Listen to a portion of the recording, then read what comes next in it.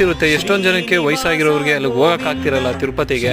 ಆ ಕ್ಯೂಗಳಲ್ಲಿ ನಿಂತ್ಕೊಂಡು ಆ ರಶ್ಶು ಆ ಜನಗಳ ಮಧ್ಯದಲ್ಲಿ ಎಷ್ಟೊಂದು ಸತಿ ಅಲ್ಲಿ ವೆಯ್ಟ್ ಮಾಡಿಸ್ತಾರೆ. ಒಂದೊಂದು ದಿನ ಕಾದಿರೋದು ಉಂಟು ಜನರಲ್ ಆಗಿ ಹೋಗೋರಿಗೆ. ಏನೇ ಮಾಡಿ ನಾವು ಹೋದ್ರೂ ಫೈನಲ್ ಆಗಿ ಆ ತಿಮ್ಮಪ್ಪನ ದರ್ಶನ ತೊಗೊಂಡ್ರೆ ನಮ್ಮ ಮನಸ್ಸಿಗೆ ಒಂದು ನೆಮ್ಮದಿ ಸಿಗುತ್ತೆ. ಸೊ ಅದೇ ರೀತಿ ತಿಮ್ಮಪ್ಪನ ದರ್ಶನ ನಾವು ಬೆಂಗಳೂರಲ್ಲೂ ಈಗ TTD ಅವ್ರದ್ದೇ ಒಂದು ಬ್ರಾಂಚ್ ಇರೋದ್ರಿಂದ ಸೊ ಸ್ವಾಮಿ ದೇಗುಲ ತುಂಬ ಭವ್ಯವಾಗಿದೆ. 2 ಕಣ್ಣು ಸಾಲಲ್ಲ ಸ್ವಾಮಿ ನಾವು ದರ್ಶನ ಮಾಡೋದಕ್ಕೆ. ಆ ಒಂದು ವೈಬ್ರೇಷನ್ ಅಂತಾರಲ್ಲ ಹಂಗಿರುತ್ತೆ. ಆ ಸ್ವಾಮಿ ಮುಖದಲ್ಲಿ ಕಲೆ ಅಷ್ಟು ಚೆನ್ನಾಗಿರುತ್ತೆ. ಸೊ ಎಲ್ಲರೂ ಅಷ್ಟೇ.